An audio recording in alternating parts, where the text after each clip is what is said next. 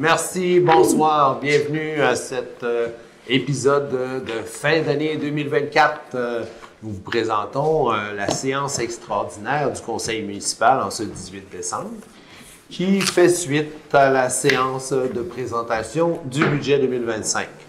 On a seulement 5 points à présenter pour régler des contrats et les petites choses d'usage qu'il faut passer avant le 31 décembre. Donc, on profite de votre présence et on est très content que vous ayez consacré votre mercredi soir à venir nous écouter. Donc, sur les 5 points, il va y avoir un avis de motion et dépôt du projet de règlement concernant l'imposition des taxes. On a adopté le budget. On va maintenant donner un avis de motion pour présenter le règlement qui sera adopté le 14 janvier. Ensuite, le point 2, avis de motion et dépôt du règlement, celui-ci, en ce qui concerne la tarification des services municipaux d'aqueduc et d'égouts pour modifier le tarif. Comme le premier point, on donne l'avis de motion et il va être déposé, le règlement et voté au 14 janvier. 3. Paiement des heures supplémentaires à la direction des travaux publics pour des prestations hors de son mandat en déneigement. C'est une disposition pour prévoir au cas où il manquerait des travailleurs sur le déneigement cet hiver. On y reviendra au point 3. 4. Groupement forestier Rocher-Percé incorporé. Comme à chaque année, ils nous demandent l'autorisation de déneiger certaines routes pour continuer leurs travaux de déboisement. Cette année, ça concerne la route Pomerleau, le 3e rang et la route du 4e et 5e rang à Val-d'Espoir. 5e point, service d'urbanisme et de gestion du territoire. La compagnie Apur assure les services experts en urbanisme pour étudier nos règlements, nos dérogations, tout ce qui concerne l'urbanisme. Alors, il faut reporter leur contrat avant le 31 décembre. Donc, c'est ces 5 questions-là qui sont à l'ordre du jour. Est-ce que les conseillers ont des points à ajouter, des modifications à apporter? C'est le temps. Oui, je veux rapporter le point 4, s'il vous plaît. Est-ce que vous expliquez votre position? Oui, je peux l'expliquer. C'est parce qu'à tous les ans, ils demandent l'autorisation d'utiliser nos chemins qui appartiennent à la ville de Parcet. Puis, à chaque année, ils ne respectent pas les conditions col ou sumal. L'année passée, on est obligé de prendre les moyens forts, d'aller border la rue.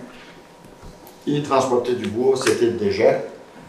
Là, je vais avoir une table avec le conseil qu'on en discute pour nous offrir quelque chose. Ah, OK. C'est votre proposition.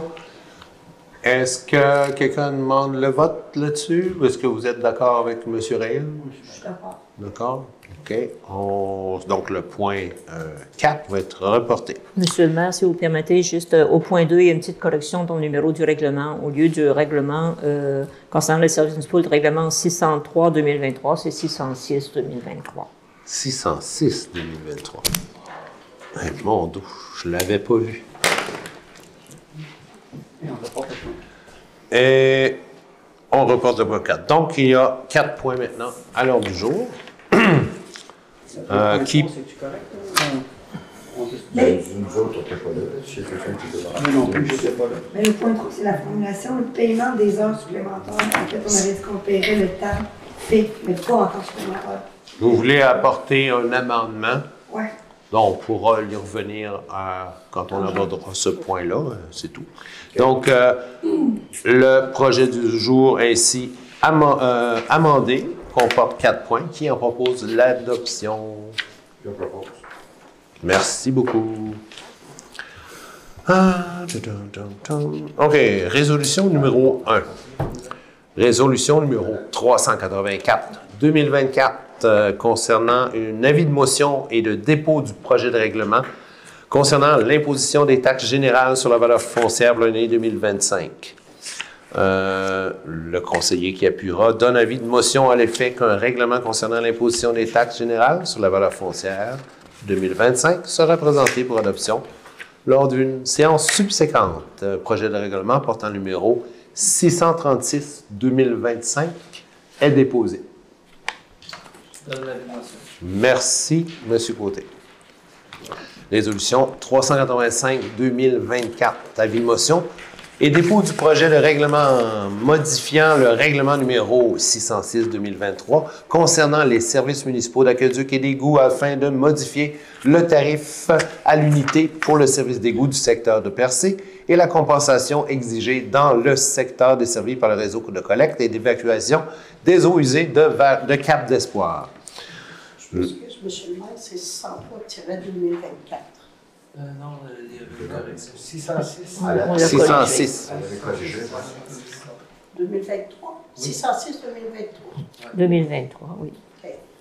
Donne avis de motion, le conseiller ou la conseillère qui le présentera, donnera avis de motion à l'effet qu'un règlement modifiant le règlement 606-2023 concernant les services municipaux d'aqueduc et d'égouts afin de modifier le tarif à l'unité pour le service d'égout du secteur de Percé et la compensation exigée dans le secteur desservi par le réseau de collecte d'évacuation des eaux usées de Cap d'Espoir qui sera présenté pour adoption lors d'une prochaine séance municipale à Percé le 14 janvier. Donne l'avis de motion. Merci, M. Côté. Si après le dépôt de l'avis de motion, on doit mettre à la disposition des règlements, de personnes présentes les projets de règlement. Donc, ceux qui en veulent, après réunion, vous pouvez en prendre. Il y en a des copies ici pour les deux projets de règlement. On le dépose, puis on en débattra au prochain conseil municipal. Résolution 386-2024. Paiement des heures supplémentaires à la direction des travaux publics pour des prestations hors de son mandat en déménagement. On considère que les sous-effectifs observés depuis le départ d'un employé régulier et d'un autre pour absence médicale dans la brigade affectent le déneigement.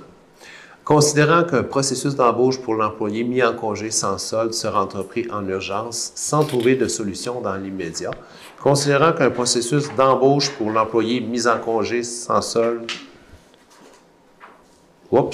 considérant que le retour au travail de l'employé blessé n'est pas prévisible à court terme, considérant l'importance d'assurer l'entretemps la meilleure prestation malgré des effectifs réduits au bénéfice de nos citoyens et de la sécurité collective, dans le respect des règles régissant les relations employeur-employé et en considération du droit de gérance accordé à l'employeur.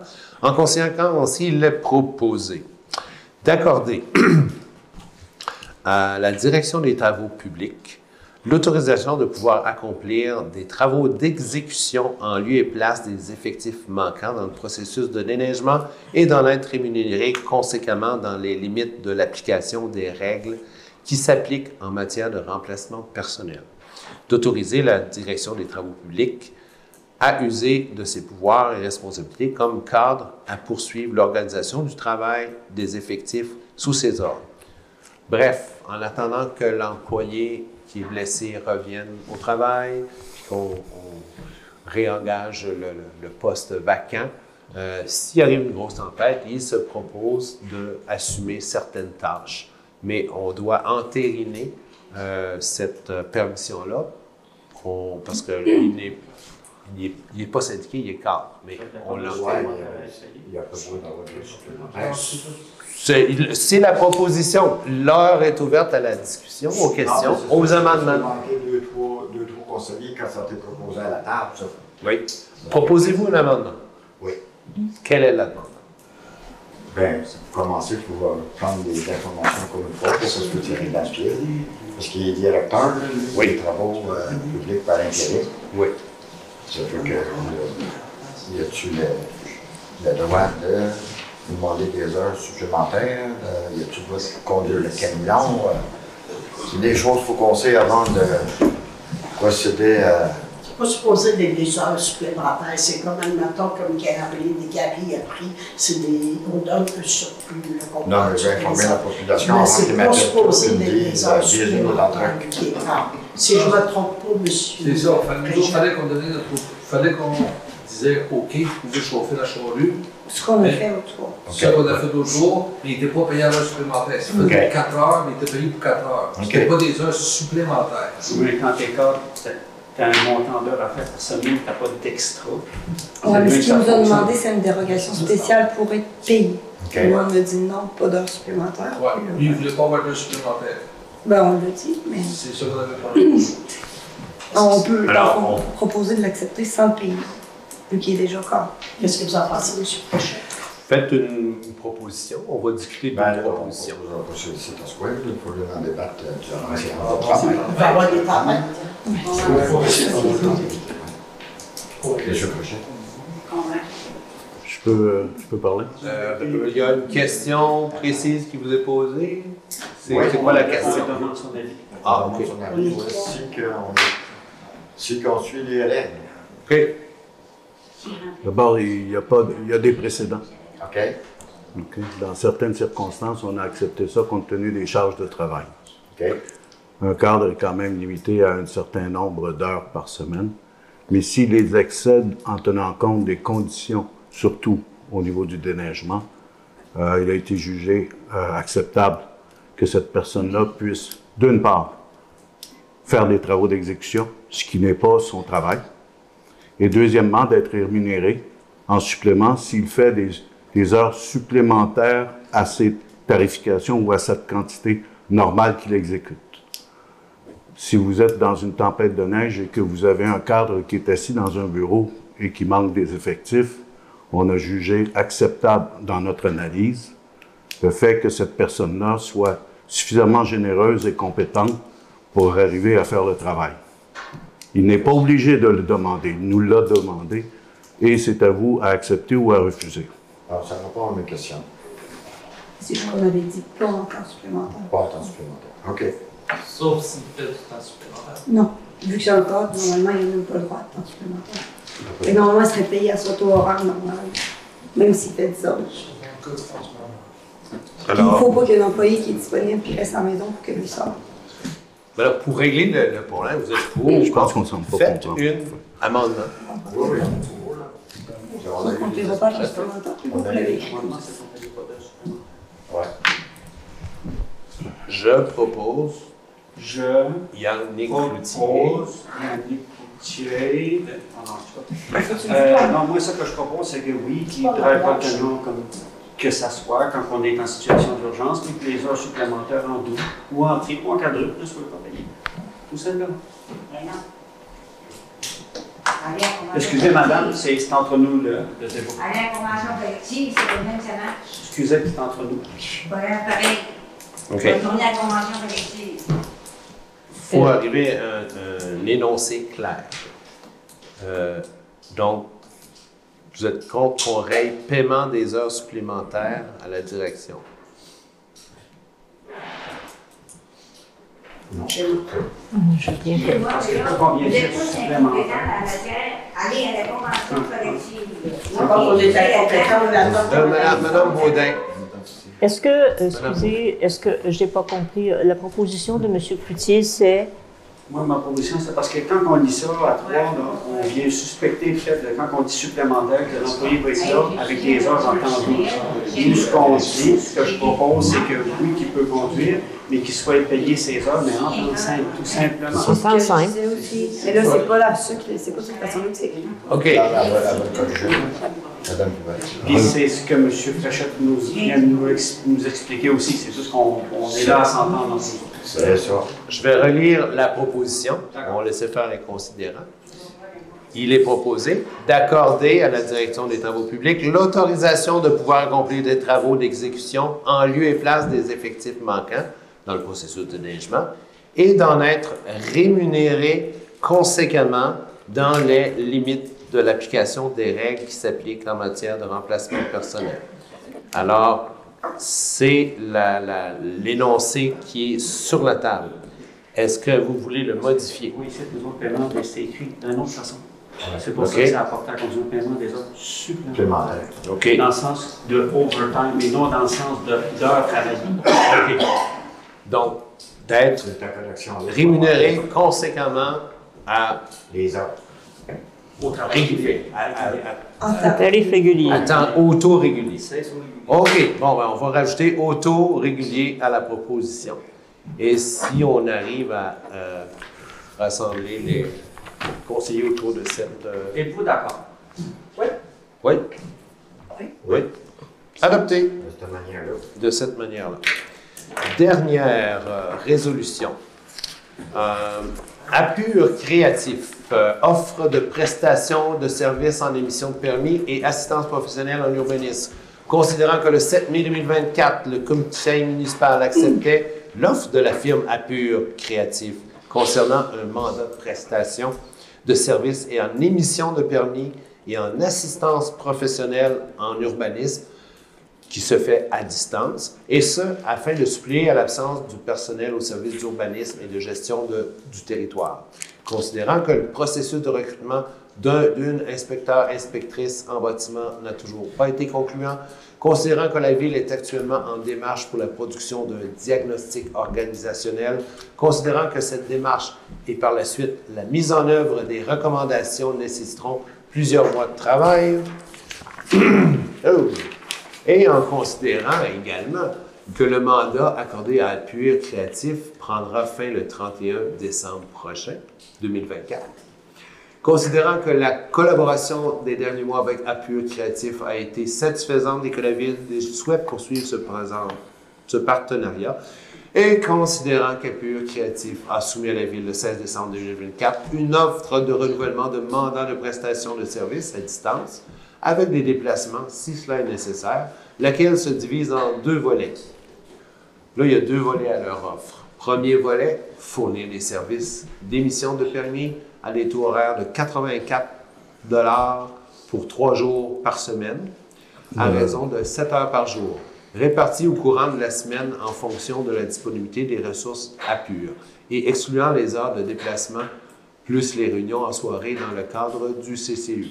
Le volet 2, c'est fournir des services d'assistance professionnelle en urbanisme selon une formule de banque d'heures proportionnelle à un budget maximum de 5 000 $ qui sera facturé en fonction des heures travaillées selon les demandes reçues de la Ville. Le cas échéant est écoulé selon les taux horaires préférentiels indiqués dans l'offre.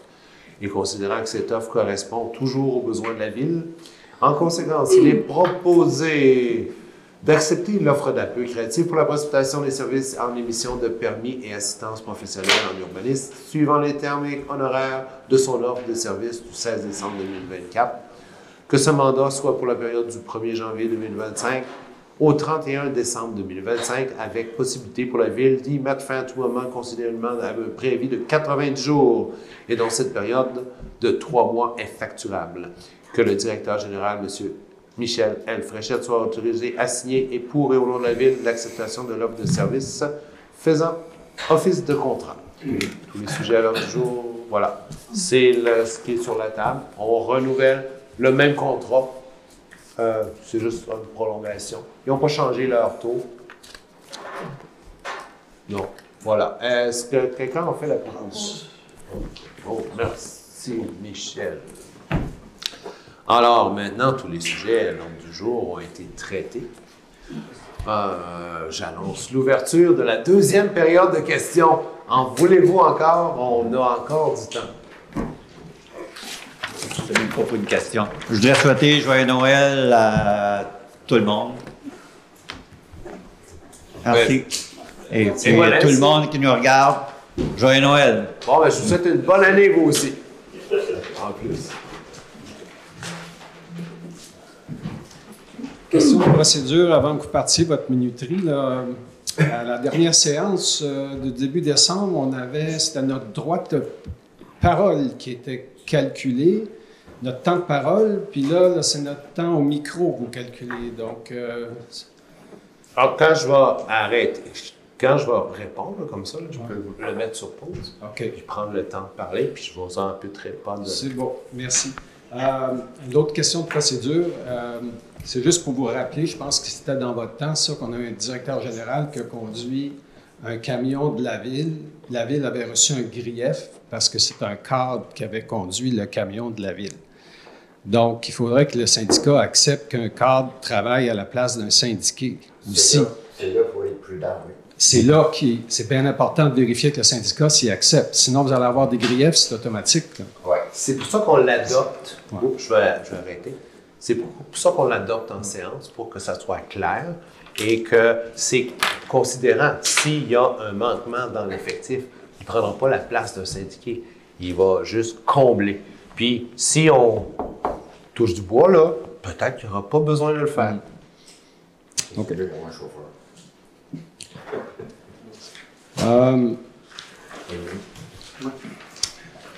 La loi 57 est devenue applicable 3 jours après la dernière assemblée municipale du 3 décembre.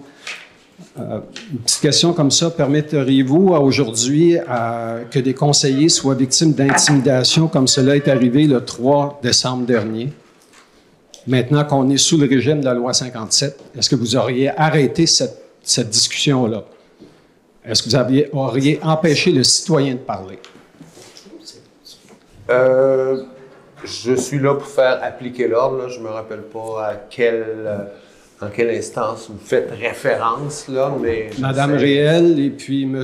Cloutier ont été directement visés par des paroles d'une personne qui est au micro aussi. Vous savez c'est qui? Ah oui.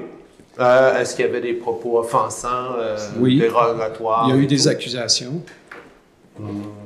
J'ai pas vu d'accusation. Mais en tout cas, je vais être plus prudent. Daniel Côté, maire de Gaspé, Gino Cyr de Grande-Rivière, ont-ils été avertis de cesser de s'immiscer dans les affaires internes de la ville de Percé? Vous comprendrez ici que je parle de leur entrevue accordée à Radio-Canada le 4 ou le 5 décembre, dans laquelle ils invitaient un promoteur de Percé à venir s'installer soit à Gaspé ou à Grande-Rivière. Alors, c'est soit qui se moquaient de la population de Percé, qui riaient de nous autres, ou qui riaient de vous, comme maire, en vous jugeant incompétents, un peu comme Trump fait avec Trudeau. Moi, je trouve que c'est des manœuvres d'intimidation et que ça ne devrait pas exister. C'est une impolitesse extrême d'avoir agi comme ça. Et ils sont mêlés des affaires internes de la ville de Percé, publiquement. Est-ce que vous allez les avertir? C'est comme Donald Trump. Je ne sais pas si je l'avertissais, si ça donnerait grand-chose, mais j'ai pas de prise sur M. Cyr et M. Côté. Donc, vous allez les laisser faire? J'ai pas vu dans ces propos-là quelque chose de dérogatoire contre la ville de Percé ou ses habitants. Bien, ils s'immiscent dans une question qui est discutée. Exactement. Ils s'immiscent dans une question de gestion municipale, puis ils viennent vous dire à Percé ici qu'est-ce que vous devriez faire, puis quel genre de décision vous devriez prendre. Ils n'ont pas le droit de faire ça. C'est une intimidation envers le conseil. D'accord. Il ne faut pas oublier que je pense que si on demande à Mme Caïl Vibert si c'est facile de faire des affaires à Gaspé, elle va probablement nous dire que c'est pas si facile que ça. Et puis, à Grande-Rivière, M. Cyr, qui est supposé être très bon en marketing, n'a juste pas compris que le promoteur n'était pas intéressé d'aller s'installer dans un quartier industriel. Fait que sa proposition, elle ne tenait pas non plus. Donc, c'était vraiment une farce faite aux dépens de la population de Percé, toute cette affaire-là.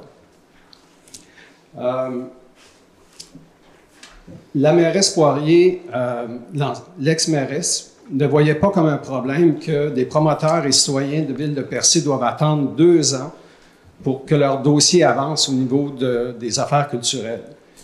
Elle l'a déjà confirmé au micro aussi. Il faut être patient en Percé pour faire des affaires. Vous allez sans doute le savoir. Vous avez acheté un bâtiment dans le village. Vous avez demandé des autorisations. Ricardo l'a fait. Il l'a expérimenté. Il sait aussi ce que c'est. C'est normal que ça prenne du temps à Percé pour que les projets avancent. Fait qu'elle devrait savoir ça puis comprendre que ça se peut que le projet passe pas la première année. Alors moi, je vous demande, par rapport au MCC, si on parle des projets qui sont faits à l'intérieur du village, j'aimerais savoir si vous pourriez négocier au moins avec le ministère des Affaires culturelles que les gens du ministère acceptent de négocier avec les promoteurs au téléphone. Parce qu'actuellement, tout ce qui est permis avec les affaires culturelles, c'est des courriels. Alors, une question qui prendrait... C'est une négociation à chaque fois des permis. Hein? Alors, une négociation qui prendrait 30 minutes au téléphone avec une personne des affaires culturelles. Je sais, je l'ai déjà fait avant, il y a 5 ou 6 ans. On faisait ça au téléphone, ça marchait très bien.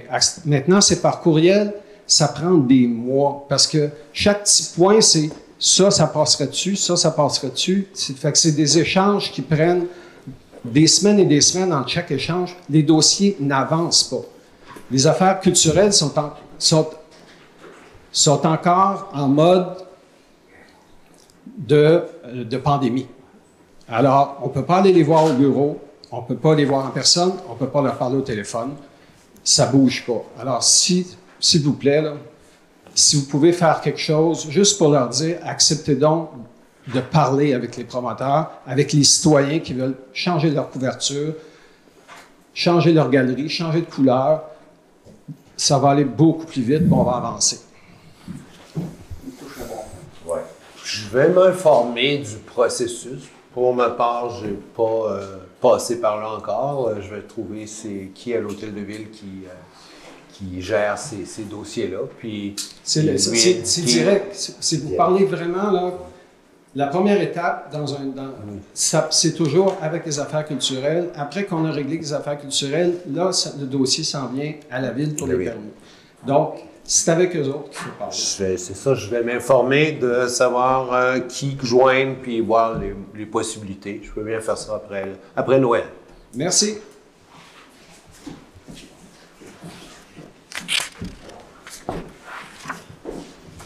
Moi, je vais revenir sur le point 3. Je ne peux pas croire que vous n'ayez pas regardé la convention collective. Moi qui ai fait partie de la CSN pendant longtemps, qui a négocié des conventions collectives souvent et longtemps provinciales, ça doit être écrit noir sur blanc. Ça doit être des exceptions, puis des à côté, puis dans tout. Alors, je pense que... Excusez-moi d'avoir interrompu, là, mais je suis plus capable de vous écouter. C'est de l'incompétence totale et complète. Je m'excuse, mais il y a une convention collective qui doit exister. Un DG doit être au courant. Une direction, un directeur général, un directeur ne peut pas... Non, Daniel, ne regarde pas, laisse-moi, ne fais pas des signes comme laissez-la parler. C'est inconcevable qu'il n'y ait pas personne qui regarde pas une convention collective. Tout est là, tout est écrit. Un directeur général, qui remplace un employé, c'est spécifié dans une convention collective. Puis quand il le remplace, il n'y a pas de temps supplémentaire. Je regrette, mais c'est marqué. Alors, s'il vous plaît, regardez vos conventions, puis comme vous avez des négociations à en devenir, allez vous chercher quelqu'un pour négocier. S'il vous plaît. Merci, Mme Audin. On prend ça là. Alors, si cela clôture la période de questions. Je propose. Merci, Mme Réal. Je propose cette assemblée levée. On se revoit en 2025.